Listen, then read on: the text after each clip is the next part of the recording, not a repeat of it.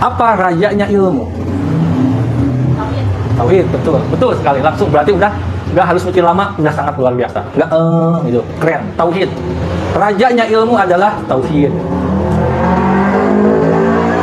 Supaya lebih kuat, kita cari pendalilannya. Supaya tidak asal menjawab. Oh, jadi pendalilannya anu gitu ya. Pendalilan yang pertama, surat Al-Anbiya ayat 25. Pendalilan yang pertama, surat Al-Anbiya ayat 25. Nanti silakan dicek. A'udzubillahi minasyaitonirrajim. Wa ma arsalna min qablika mir rasulin illa nuhi ilaihi annahu la ilaha illa ana fa'buduni. Dan kami tidak mengutus seorang rasul pun sebelum kamu.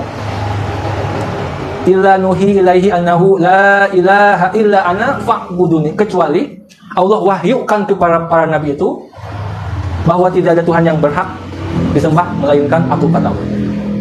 Fa'buduni, maka sembahlah aku. Setiap nabi, setiap rasul, kaidah inilah yang Allah ajarkan kepada para rasul dan para nabi. Setiap. Kemudian dalam surat An-Nahl ayat 36. Surat An-Nahl 36. Bila mana nanti kan ditanya oleh anak kita, "Mah, mana dalilnya bahwa tauhid itu adalah rajanya ilmu? Mana dalilnya?" Kita bisa menjawab An-Nahl 36. A'udzubillahi minasyaitonirrajim. Wa laqad ba'atsna fi kulli ummatin rasulan an i'budullah wajtanibut tagut. An i'budullah wajtanibut tagut. Dan sesungguhnya kami telah mengutus rasul pada tiap-tiap umat. Jadi setiap umat itu Allah utus rasul, yang dimana para rasul itu menyerukan sembahlah Allah dan jauhi tagut. Wajtanibut tagut, jauhi tagut. Apa itu tagut? Hah? Segala sesuatu yang disembah selain Allah itu tagut. Termasuk setan, iblis, dukun-dukun, jimat-jimat, ramalan, sebagainya. Segala sesuatu yang disembah selain Allah itu tagut. Entah itu berhala, jadi luas tagut itu. Nah, itulah dakwah para rasul dan para nabi. Pertama kali mengajarkan pada umat-umatnya adalah ilmu tauhid. Jadi bukan sholat, bukan zakat, bukan akhlak baik kepada orang tua ternyata. Bukan puasa, bukan haji, bukan umrah yang diajarkan. Tauhid dulu. Setiap nabi, setiap rasul. Seperti Nabi Ibrahim, Nabi Hud, Nabi Nuh, itu kalimatnya selalu ya qaumi budullah, wahai kaumku sembahlah Allah. Nanti jelaskan maksud menyembah itu begini tidak bersyirik, begini ya. Itu saja mungkin untuk pendalilan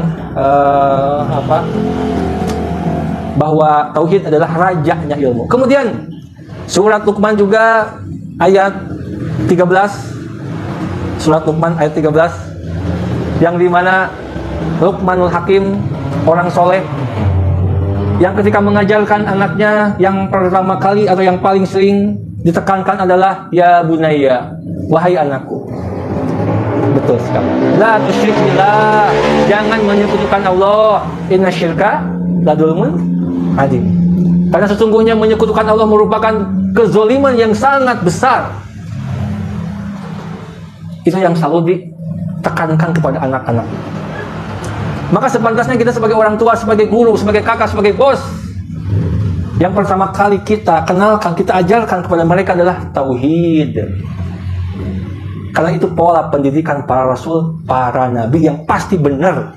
Kalau pendidikan awalnya benar, kesananya pasti benar. Tapi kalau dari awal sudah salah cara dan metodologi, kurikulum sudah salah, maka kesannya pun besar kemungkinan salah. Ibaratnya membangun rumah, langsung membuat tiang tanpa membangun tauhid atau tanpa membangun pondasi, maka dipastikan rumah tersebut akan gagal, akan runtuh. Karena tidak diawali dengan pondasi. Makanya para nabi, para rasul memberikan ilmu pondasi, rajanya ilmu kepada anak-anak mereka, yaitu tauhid.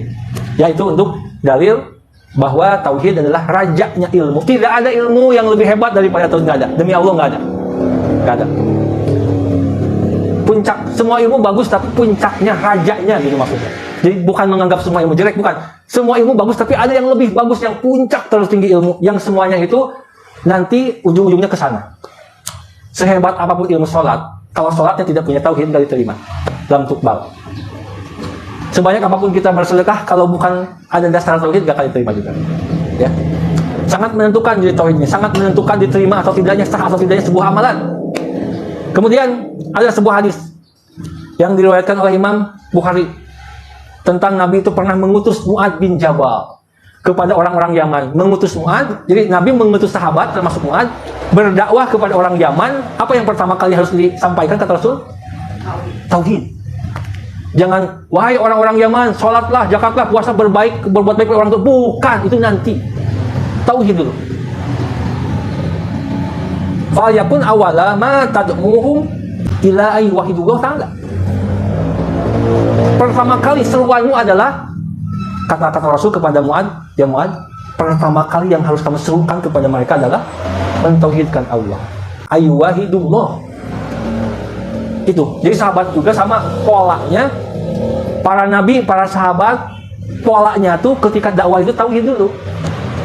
Kita bisa awali dengan tauhid yang ringan-ringan dulu, ya. Kalau ingin dakwahnya sukses, harus tauhid dulu. Baru kesannya benar, gampang. Kenapa para sahabat ketika disuruh perang siap, samina wa ta'na, disuruh sembahyang, disuruh sholat, disuruh zakat, puasa, siap, gak ngebantah. Kenapa? Disuruh sholat kuat, siap. Disuruh jihad, siap. Kenapa sih? Kuat. Ibadahnya rumah, kalau dinaikkan beberapa tingkat, siap. Dipasang beton atasnya, siap. Didak, siap. Dikasih genteng, siap. Dikasih pondasinya kokoh, kuat.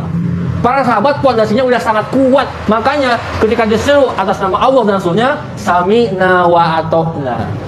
Kenapa kita kadang ketika disuruh untuk taat kepada Allah kita malas, kita berat, tauhid kita lemah. Kenapa anak kita disuruh kita untuk melakukan kebaikan, mereka kadang-kadang tidak taat, kadang-kadang lawan? Kenapa? Tauhidnya lemah. Salah kita sendiri karena tidak menerapkan tauhid dari awal. Makanya para nabi, para rasul ketika sudah menjelaskan tauhid, semua rata-rata semua pengikutnya yang beriman itu pasti siap. Bahkan rela meninggalkan keluarga, harta, jabatan, dunia demi mengikuti Rasulnya. Apapun yang kita ajarkan pada anak kita, jangan lupa dahulukan tauhid supaya ketika kita suruh sholat siap sudah kuat. Bahkan ketika dihidangkan atau dipilihkan dunia atau tauhid atau agama, dia akan pasti memilih agama. Sudah tidak akan tergoda oleh dunia, tauhidnya sudah kuat. Ya, itu dalil untuk pertama. Kemudian yang pertama kali akan ditanya di alam kubur adalah tauhid juga. Man rabbuka? Itu kan pertanyaan tentang ketauhidan. Bukan sholat. Sholat itu akan dihisab pertama kali di hari kiamat. Kalau di kubur mah tauhid. Man rabbuka? Hadis Imam Bukhari, Muslim dan Imam Tirmizi. Man rabbuka ma dinuka? Apa agamamu? Setelah itu, man rabbuka? Siapa Tuhanmu? Ma dinuka? Apa agamamu? Kemudian, man nabiyuka? Siapa nabimu? Gitu. Saking pentingnya ilmu tauhid, makanya disebut dengan rajanya ilmu. Terus, apa alasannya juga disebut rajanya ilmu? Karena ilmu inilah yang paling lama diajarkan. Ilmu tauhid adalah ilmu yang paling lama diajarkan oleh Rasul dan para sahabat. Faktanya mana? Rasul berdakwah 23 tahun, mengajarkan tauhid khususnya 13 tahun di periode kota Mekah. Sebelum datang sholat, zakat, puasa, tauhid dulu. Lama banget. Karena sesuatu yang hebat, yang besar, itu nggak cukup dipelajari sebentar. Nggak cukup. Harus lama.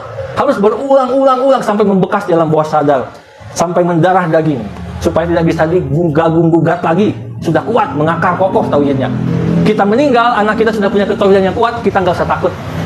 Kalau kita meninggal, kita mewariskan ilmu tauhid kepada anak-anak, kita nggak usah takut. Dia akan kokoh, diterjang badai. Ujian A, B, C, depan, belakang, samping kanan, samping kiri, depan, belakang, atas, bawah, dia akan kokoh. Karena kita mengajarkan fondasi yang kuat. Ibaratnya kita sudah membangun fondasi yang kuat, terus ketinggalkan, silakan para pemborong, kalian mau membangun rumahnya berapa lantai, bodo amat. Tapi kalau kita meninggalkan rumah tanpa fondasi, datanglah pemborong ingin membangun rumah 2 lantai, kita akan ketakutan. Makanya investasi terbesar adalah sedekah atau amal jariah yang isinya adalah tauhid. Tauhid. Ya. Kemudian sampai Iya, Nabi Yakub. Sebelum meninggal itu yang ditakutkan apa kepada anak-anaknya? Nabi Yakub. Sebelum meninggal, kan anaknya banyak. Termasuk siapa anak Nabi Yakub? Yusuf, Benyamin, Yusuf, dan yang dari istri-istri yang lain. Ma ta'buduna min ba'di, ma ta'buduna min ba'di. Apa yang akan kalian sembah sepeninggalanku? Ditanya. Wasiat nanti, mana nih arek nyembah sahang ke lamun bapak ibu mangon. Kalian anak-anakku akan menyembah siapa? Tentu dong Allah. Tapi kan maksud diingatnya menyembahnya benar-benar dengan ilmunya ya. Kalau kita makan anaknya menyembah itu nggak tahu makna menyembah. Kita misalkan anak kita bilang, ya menyembah Allah dong. Coba jelaskan definisi takrif dari menyembah apa? Gak bisa mereka. Kalau para nabi menjelaskan ketika anaknya bilang menyembah itu sudah paham. Oh artinya itu nggak boleh syirik, artinya itu nggak boleh riya, artinya itu nggak boleh takut kepada selain Allah, artinya itu nggak boleh ada niat selain kepada Allah, artinya itu tujuannya hanya Allah. Gitu. Kalau anak sekarang mungkin ketika ditanya, sekarang gini aja deh misalkan, nah dosa syirik itu dosa besar nggak? Iya dosa besar. Contohnya apa? Alasannya apa? Nggak tahu, nggak bisa. Bahkan kita saja orang tuanya nggak bisa menjelaskan. Berarti kita tahu bahwa kafir itu, dosa kafir itu besar, syirik itu besar, tapi nggak tahu makna yang sebenarnya. Jadi harusnya kita pun yang kita khawatirkan kepada anak-anak kita ketika kita mau meninggal itu, apakah mereka akan bertauhid ya Allah?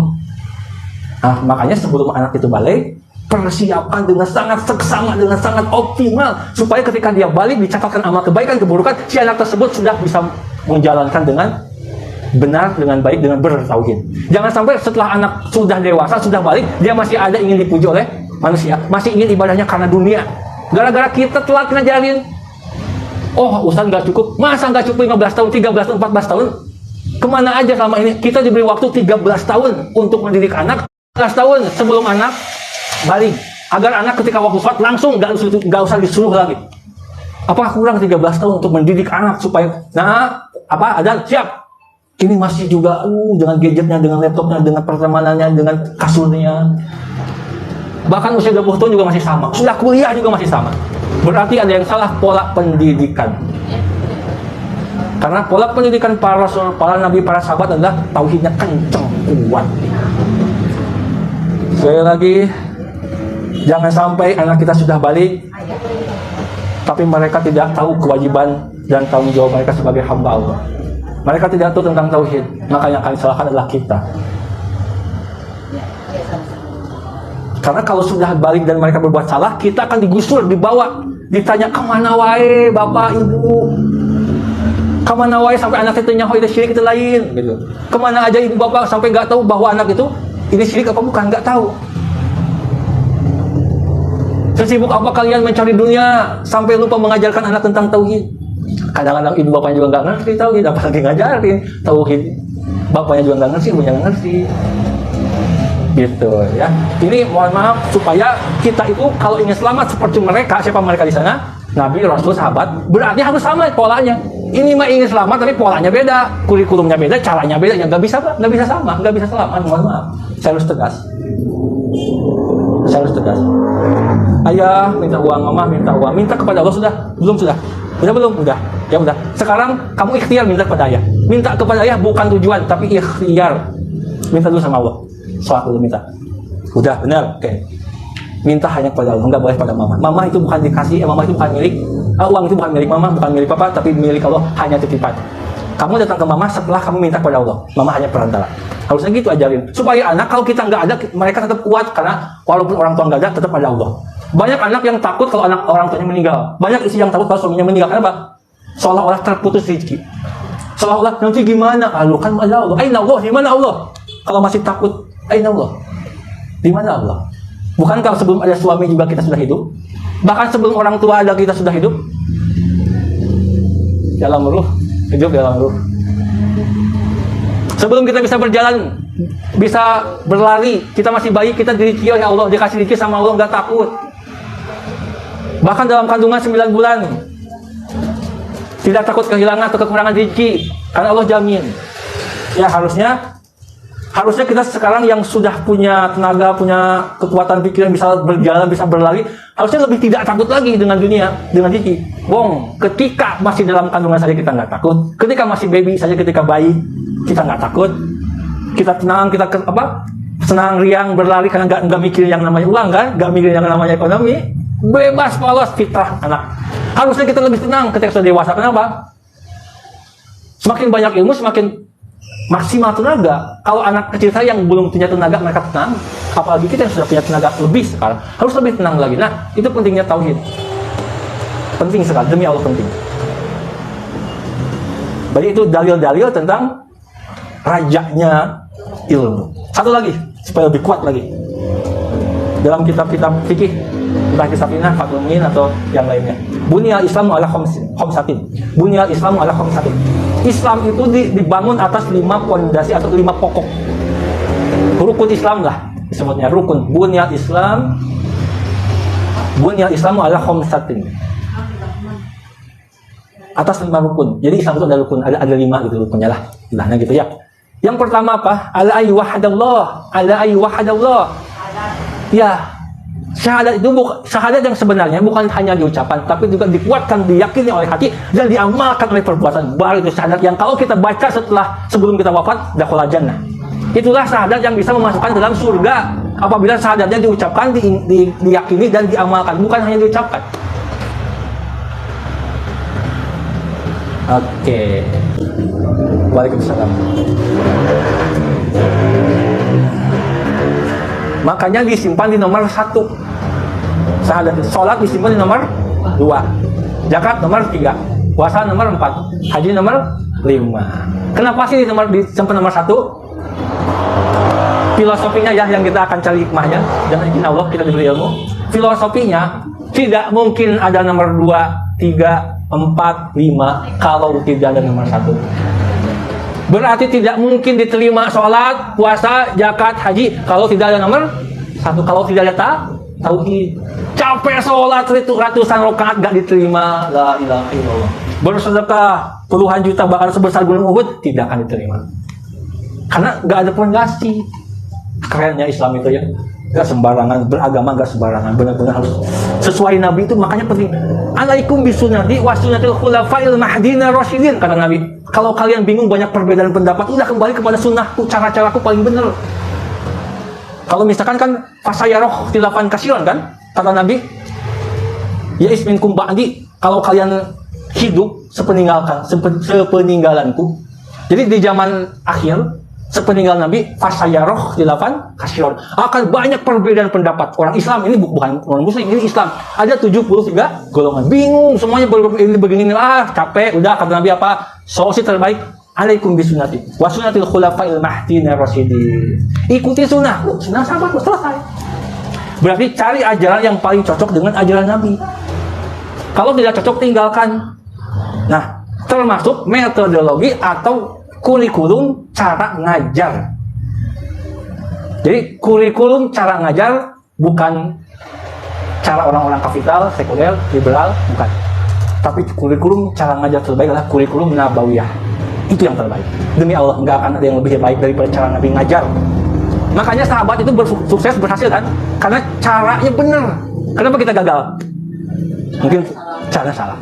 Kalau sudah terus sekarang saya salah mendidik anak, ganti langsung, rombak, langsung gunakan cara. Walaupun cara itu kadang-kadang aneh.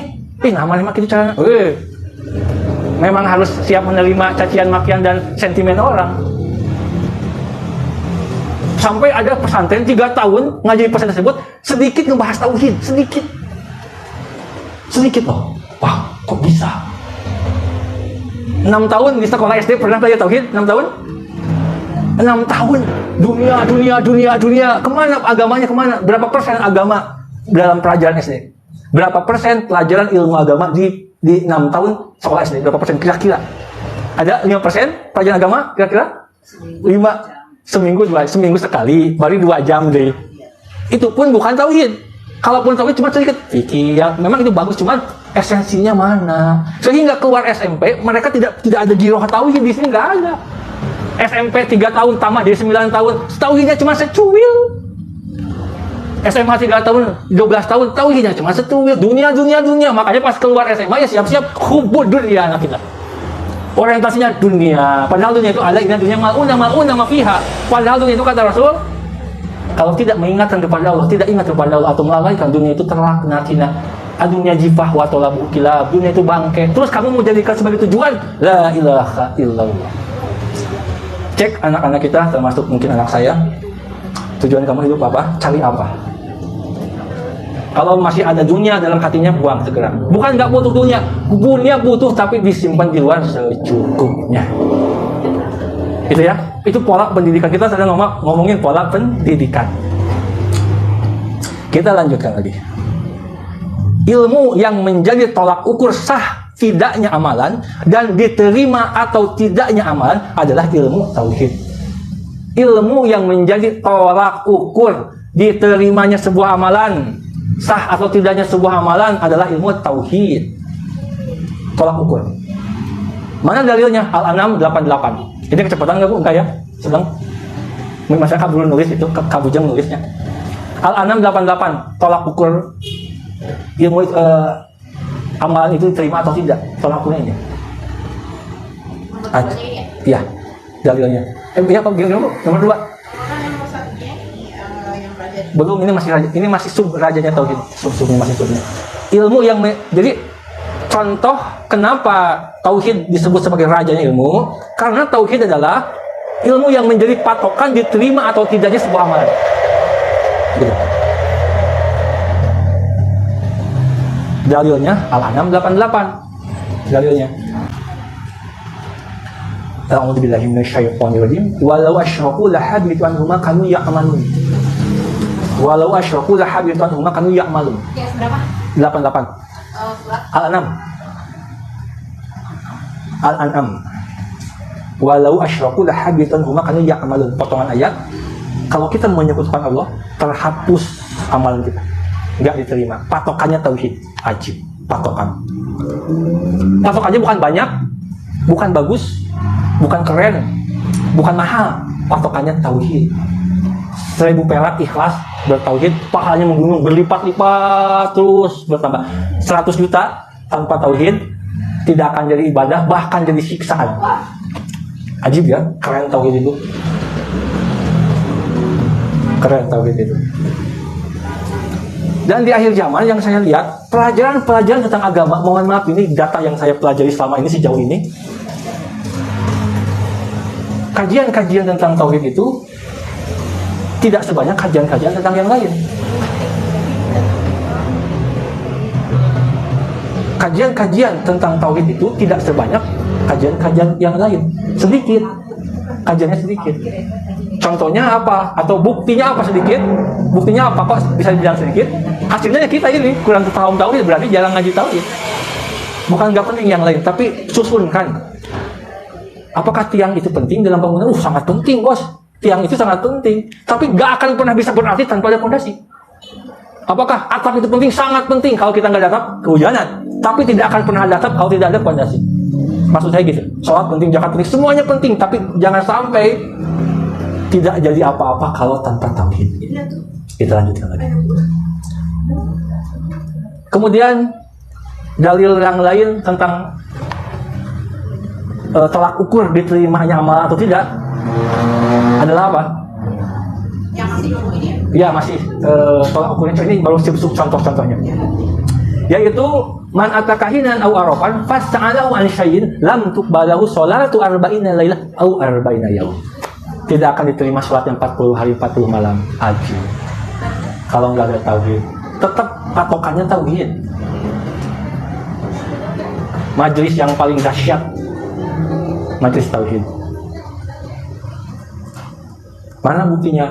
Ustaz, mana buktinya? Rasulullah, para sahabat, para nabi, majelis awal mereka majelis tauhid. Setelah tauhidnya kuat, baru ngebahas yang lain. Tambah lagi lah, nggak apa-apa dalilnya tentang 3 kelompok yang akan pertama kali masuk ke dalam neraka. Rajulun jama'al Quran, wa rajulun qutila fisabilillah, wa rajulun kasirul mal. 3 kelompok orang yang pertama kali masuk neraka adalah justru rajulun jama'al Quran, orang yang mengumpulkan, menghafalkan Quran, penghafal Quran, pengajar Quran, pembaca Quran.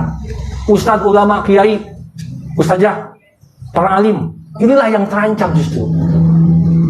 Tapi kan dia ahli ilmu, ahli Quran, ahli tajwid, ahli balaghah, mantik, bayan dan sebagainya, ahli nahwu, ahli sorok, ahli ilmu-ilmu dunia. Kalau dia bukan ahli tauhid, sia-sia. Contohnya Orang-orang kafir ahli dalam bidang astronomi, bisa membuat pesawat ulang-alik. Ahli fisika kimia, murah, nggak ada nilainya dari hadapan Allah. Walaupun ilmunya bermanfaat bagi manusia, nggak jadi pahala di akhirat karena nggak punya fondasi tauhid.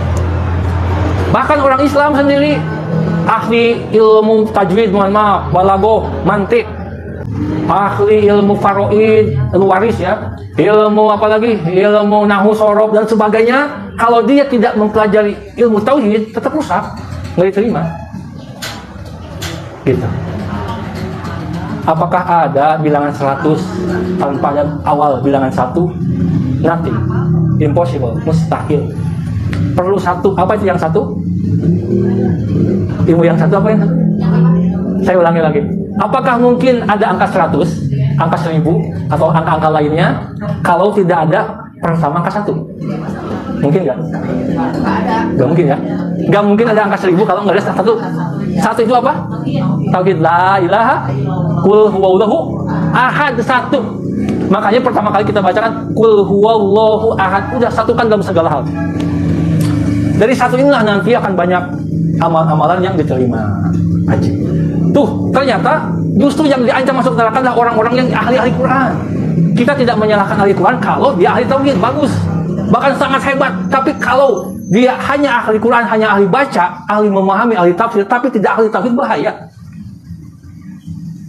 Banyak gak orang yang hafal Quran, yang misalkan jago Quran, tapi masih korupsi, masih ingin dipuji. Berarti tauhidnya mana? Tauhidnya mana? Masih mending yang cuma hafal juz 30, tetapi tauhidnya kuat, tidak pernah ingin dipuji dalam perkara ibadah, tidak pernah ingin syirik, tidak pernah datang ke dukun peramal, nggak percaya, hanya bergantung kepada Allah. La ilaha illallah hasbunallahu wa ni'mal wakil. Itu lebih baik daripada yang 30 juz tapi masih ingin dipuji oleh manusia ketika ibadah. Kenapa? Itu ciri syirik, ciri asghar. Penting banget tauhid, demi Allah. Wallah, sampai ada orang yang hebat ahli perang. Rajulun qutila fi sabilillah. Seseorang yang mati ketika perang membela agama Allah. Ahli perang, ahli ilmu, punya ilmu perang nih. Mahal nggak ilmu perang itu? Ilmu perang itu mahal loh, ya nggak? Strategi perang itu mahal karena tidak bisa dipelajari secara secara teori, praktek, dan itu mah ide, ting gitu kan? Nah, mahal, demi Allah mahal ilmu perang. Makanya gaji jenderal berapa? Gaji jenderal bisa puluhan juta, bahkan ratusan juta, bahkan kalau dolar itu dolar. Nah, tapi ini mah ada orang yang sampai banyak membunuh orang kafir, namun tetap tidak masuk surga, bahkan masuk neraka. Berarti untuk apa ilmu tadi, ahli perang, ahli strategi, ahli banyak bisa membunuh, ahli membuat senjata, tapi tidak bisa masuk surga? Kenapa? Karena nggak punya tauhid. Ada tauhid tapi rusak. Makanya man, rajulun man qutila fi sabilillah, orang yang dia mati dalam jihad perang untuk membela agama Allah, kata dia. Padahal ketika di akhirat ditanya, atas dasar apa kamu mati? Saya membela agamamu, kata Allah. Kadam, kamu bohong. Kamu ingin disebut jagoan, kamu ingin disebut pahlawan, hero, kamu ingin dipuji, kamu hebat, kamu kuat, kamu penyelamat gitu. Lah, kata Allah, nggak diterima. Malaikat saya neraka. Yang ketiga, rajulun jamal wa rajulun kasirul mal. Rajulun kasirul mal. Seseorang yang dia dengan harta yang banyak, dia sedekah, dia pandai menuntut, dia pandai mencari uang, bisnis dia jago, bisnisnya jago. Kalau dia sejam bisa bayar kita 1 juta, saking dia pinternya. Ahli entrepreneur, ahli bisnis. Iya, rajulun kasirul mal. Orang yang banyak harta, kasir banyak harta. Jago ilmu bisnis, tapi kalau nggak jago ilmu tauhid, nothing. Kalau nggak jago ilmu tauhid, tetap tidak akan diterima, bahkan masuk neraka. Bukan tidak boleh jago bisnis, bagus, boleh, sangat boleh banget. Apalagi kita ingin Islam itu maju dari ekonomi Islam, bagus. Bukan tidak boleh ahli ilmu strategi militer, harus, bahkan bisa bikin pesawat, bagus. Tetapi tolong tauhidnya, kita butuh tauhid. Ya kan? Banyak jenderal-jenderal mungkin ketika dia tidak paham tauhid, kasihan, dia harus melakukan segala macam, mengorbankan segala macam, bahkan nyawa, tetapi tidak bisa masuk surga apabila salah niat dari awal. Dan niat yang paling benar adalah niat yang tauhid, ikhlas, mukhlishina lahu dinahu dapat. Iya. Iya. Terus ketika cari uangnya juga kadang-kadang kan jago cari uang. Ada unsur-unsur yang menyekutukan Allah. Penglaris, jimat-jimat, datang kesimpulan yang dipakai pasang-pasang. Kita nggak butuh itu, kita butuh Allah. Nggak butuh semua itu. Kita hanya butuh Allah. Hasbunallahu wa ni'mal wakil. Nabi Ibrahim ditawarkan ketika dibakar ditawarkan bantuan oleh Jibril, nggak mau. Hasbunallah, cukup Allah. Ya, tauhid. Bahkan ketika menuntut ilmu nih, aduh, kena nih bak kita. Jangan sampai kita kena nauzubillah ya. Bahkan ketika menuntut ilmu, hadis Imam Abu Dawud, man ta'allama ilman mimma yubtaqa bihi wajhullahi azza wa jalla la yata'allamuhu illa liyusiba bihi aradan minad dunya lam yajid arfal jannah yaumal qiyamah. Barang siapa yang dia belajar ilmu agama yang seharusnya untuk mencari wajah Allah, ikhlas karena Allah, tetapi dia malah mencari untuk secuil kenikmatan dunia, harta benda dunia, lam yajid arfal jannah yaumal qiyamah, maka dia tidak akan mencium aroma surga pada hari kiamat. Mencium saja tidak bisa, apalagi masuk. Makanya menuntut ilmu karena Allah. Anak kita nih sekolah ngaji selalu kemana? Luruskan dulu niat.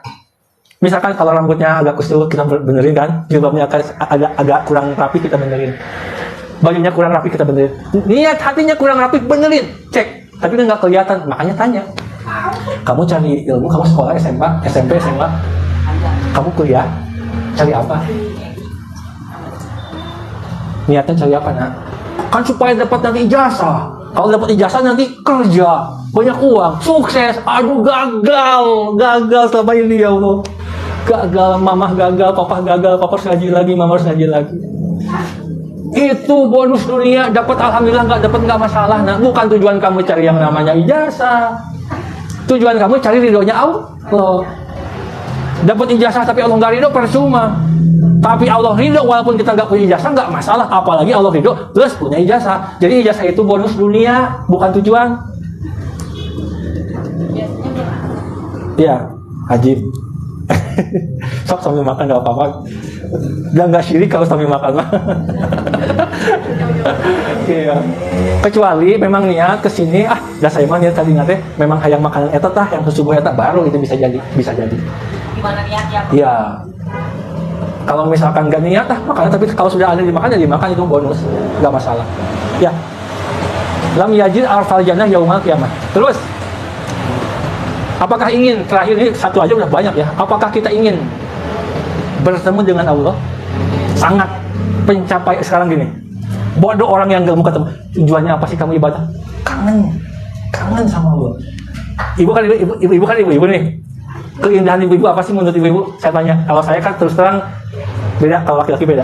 Keindahannya yang paling disukai di dunia apa? Duit. Oke, duit. Gak apa-apa ini nanya, duit.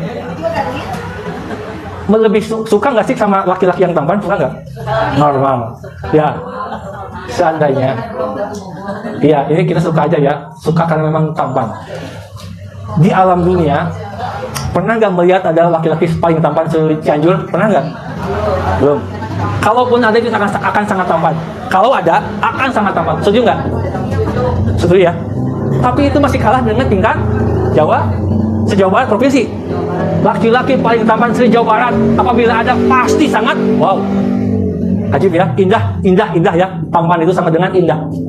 Tapi kalah dengan keindahan laki-laki yang paling tampan se-Indonesia. Tampan banget.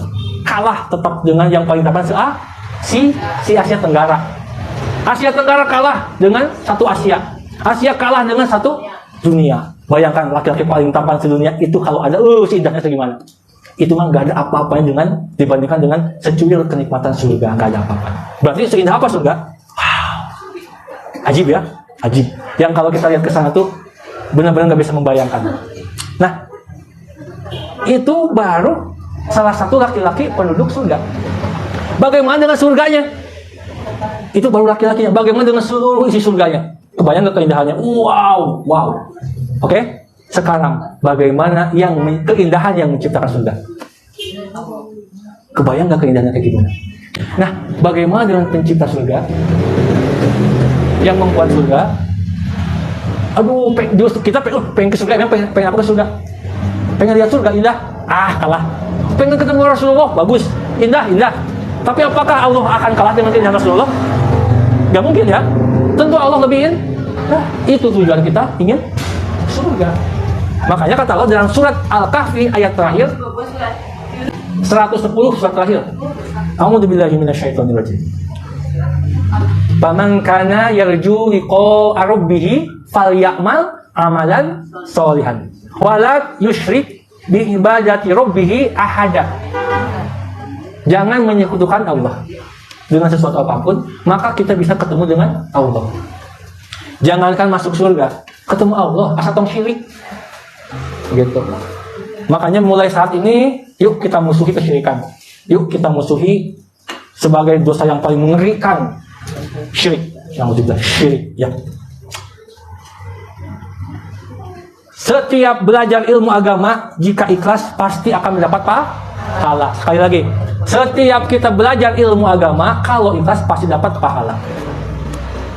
Dan insya Allah pahala terbesar adalah ketika mempelajari ilmu tauhid. Pahalanya lebih gede kalau tauhid itu daripada ilmu yang lain. Kenapa? Karena kita sedang belajar rajanya ilmu. Mana analoginya? Mana cara berpikirnya? Misalkan mohon maaf, kita belajar bikin kue. Oke, bikin donat. Belajar bikin donat atau ngajar bikin donat. Les bikin donat sehari berapa? Misalkan sehari. Saya mau les nih sama ibu ini bikin donat, kira-kira sampai berapa sih? Oke, sajam berapa bayarnya kita? Bayar berapa? Oke, donat. Cara bayarnya kan? Kira-kira Cepet, oke. Kalau yang ngajarnya dapat cepet. Tapi kalau kita les sehari membuat pesawat, 100 juta bayarnya berapa? Mahal. Kenapa mahal? Ada nggak yang lebih tinggi dari ilmu tauhid? Berarti kalau bayar ilmu tauhid, wow. Makanya para nabi itu ngajarnya tauhid. Bukan berarti nabi nggak ngajar sholat, ngajar sholat nabi, tapi nanti tauhid dulu. Berarti kalau kita ingin mempercepat amalan, memperbanyak pahala dengan cepat berlipat-lipat, ajarkan anak kita tauhid. Cepat perkembangannya, cepat pahalanya. Kalau amalan biasa mah lalu